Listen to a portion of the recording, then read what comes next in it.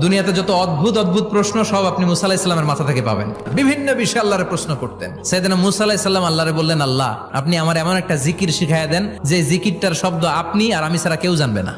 দিনে রাতে সব সময় এই জিকির আমি করব, আপনারে ডাকবো, কিন্তু শর্ত হলো এই জিকিরটা জানবে শুধু আপনি আর জানবো শুধু আমি। আল্লাহ বললেন, মুসা পড়ো লা ইলাহা ইল্লাল্লাহ।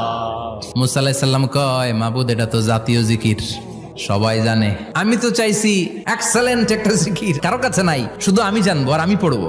আল্লাহ বললেন, মুসা এই লা ইলাহাকে যদি এক পাল্লায় রেখে দাও, তাম বিশ্ব, 7 আকাশ 7 জমিনটারে তুলে যদি তুমি আরেক পাল্লায় রেখে দাও, লা রাজা